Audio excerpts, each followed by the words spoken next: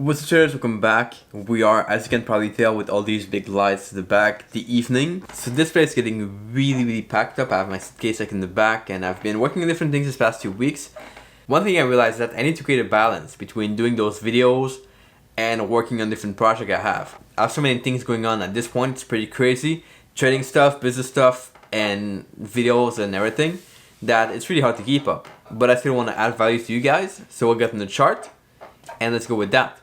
And pretty much the only thing left for today is to do the weekly outlook. So let's have a look at all the charts. I'll go through all the pairs I followed. Let me know in the comment, as always, if this is still useful for you. I'm doing it anyway for me, so might as well publish it for you guys on YouTube. But I want to remind you guys once again that don't just do what I do, and don't just look at the chart the way I do it. Because I might do something that worked for me, you might do something different. And the best thing that you should do, and the best thing it's going to predict whether you succeed long term in this, after I stop doing those videos, for example, is that you do your own thing. And you might rely on me for some advice. You might take a technique from this, a way of seeing things, a new perspective. But in the end, the overall process to follow should be defined by you right here. So I want to go through all the charts like always, and I didn't go through the chart before. I'll try to skip the bad parts and the parts that are boring. So AUD, this pair is entering kind of a very low point. As you can see, this is like the lowest low of the support area. We've been expecting price to reverse at this level. This was 0.97, but now it didn't reverse at that level, went back down. But keep in mind that based on the zone I would draw, like what we've been reversing in the past, is all the way to here and here. So 0.95. Okay, 0.955. So the zone is quite big, but then price just went more deep in the zone. It doesn't mean you have to stop looking for setup. I will still look for bullish setup on this pair. Now I'll be keeping in line on this one. LDGPY is coming back to this support area. So this one also was kind of at the zone before, 82. And now it's pushing more deep below the zone. So 82 to 81 pretty much is where we reversed in the past. And on this pair as well, we had no setup the past week. So just boring and waiting time. But it's alright. If you have a script like I have for alerts, you're gonna know when you have to take a trade and when the setup appears. Other than that, you just don't watch the chart, because that's a waste of time. That would not be a good productive use of your time. And I would much rather do something different as opposed to just looking at the chart every 1 or 4 hours, just because I have to look at the chart to see if I have a trade. Okay, so automation, and I know I'm going on a different subject now, but automation has a big role in trading. And the role it takes is that you don't have to look at the chart, and you can spend your time on something more productive instead of just looking at the chart and wasting your time. These days I'm kind of looking at the chart a little bit like counting the likes on Facebook, or perhaps being a CEO of a company but looking at the sales every single day and every hour, see how many sales we made. This is the same principle. If you look at the chart 24/7, you're wasting your time and you're not using your time productively. And this review, particularly in the beginning of the week, helps you save time during the week, and that's pretty much why I do it. That being said, I just want to get back on the chart, and we'll try to do this simple. I'm going on a different topic now, but this is what happens when you record a review at night and you get all these ideas coming up. But let's go on the AUD and ZD. This pair, we talked about it last week. Last week I said that I didn't want to trade that pair because of the fact that on the weekly chart, it seems like we're going nowhere between the two zones. On a daily chart though, I noticed this week that it looks better.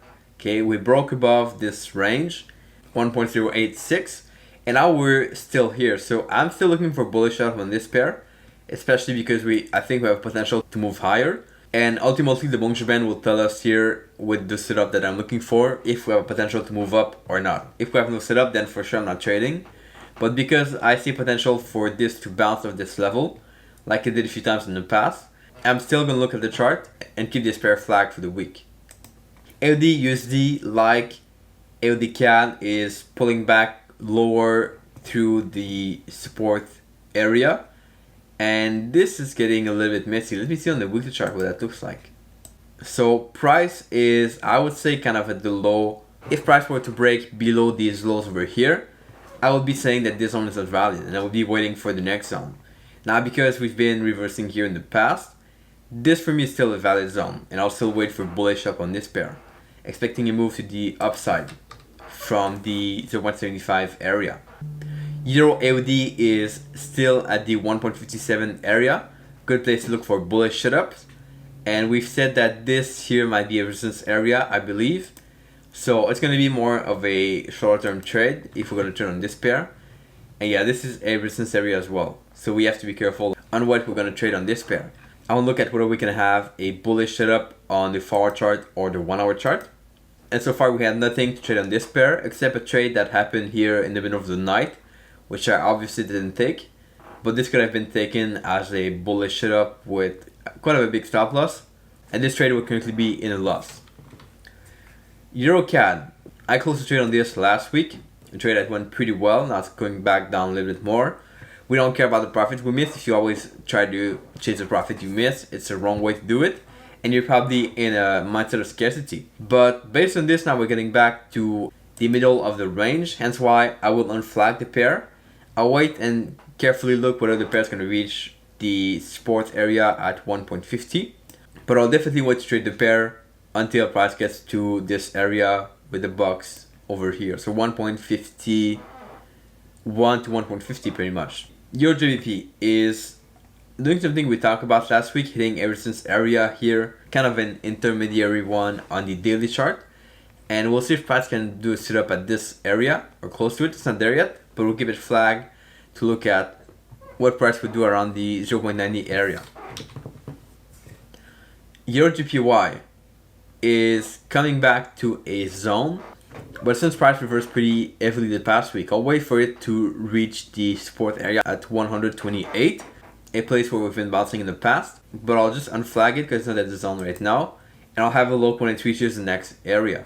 Euro USD, losing trade on this last week I believe, and our price is pulling back deeper into the support area at 1.17 all the way to 1.14. And now we'll wait to see if we have any setup on this. I think we had no setup over here. No. And on the forward chart, we had no setup either. So just a waiting game on this pair. And it's been in this range and area for quite a long time. So I'm starting to doubt whether it's going to reverse or not, whether we're going to have a good setup or not. But it's still at the zone, so we still keep it flagged and also monitor it for the coming week. GBP-CHF is still at the support area at 1.30, a round number. It didn't do much past week, and I want to keep it flagged and just wait. But not much to talk about, same thing as last week at this area. And I want to wait for what happens next. Same thing with GBP-USD at a very similar area, 1.31, and I'll wait for a potential bullish setup on this pair. Next, USD-CAD didn't do what we expected to do. I had, I think, no trade on this, except this one a few days ago. But for now, I was expecting price to reverse at the 1.31 as a trend continuation trade. So price pulled back over here. I was expecting it to move higher, which it didn't do, of course. And I think now it's going to be a pretty fail because it went below this low, suggesting that it's going to make now a potential downtrend or lower low or a consolidation. But there's pretty much no reason to trade at this point. It's kind of outside what would have an edge in my opinion. If we were to come back at a support area and bounce, this is a good trade, like we had over here. But if we're going to go at a support area and break down, bad idea to trade that pair. Okay, so we'll unflag this one. And finally, USDJPY, I took a trade on this last week, right over here, when price came back down to the support area at 111. We had a single fin candle and I entered above the high, so plus below the low. And now it's in, I think, loss, but it went a little bit in profit. I'll wait for this, and it's at a pretty important support area, 111, where we've been bouncing in the past once again. And this is clearer on the weekly chart. So previous support became a resistance over here, broke above and now a support. So I'll wait for this, and that's completing it for the review. Now I have like a little bit of footage from the past few days where I was in Montreal. You kind of have sometimes to leave your city to appreciate the city you're in, and you've been in for a long time. Although I don't like everything about the city here, there's still a couple of things that I like, and that's a good example of it. We'll get back to yesterday and have a look at that.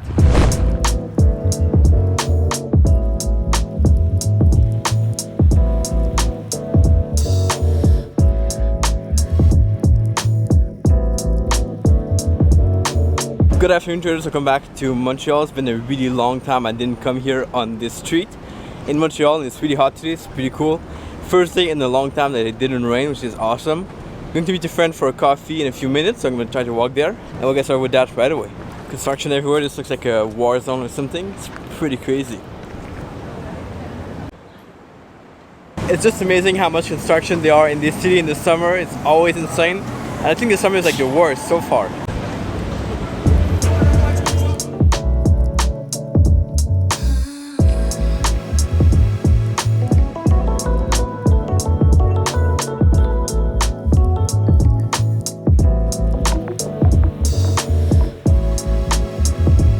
And now I am walking on Sherbrooke, a street I didn't walk on for maybe like a year.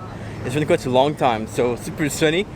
A couple of nice buildings on this street, so have a look at this. It's always wonderful here.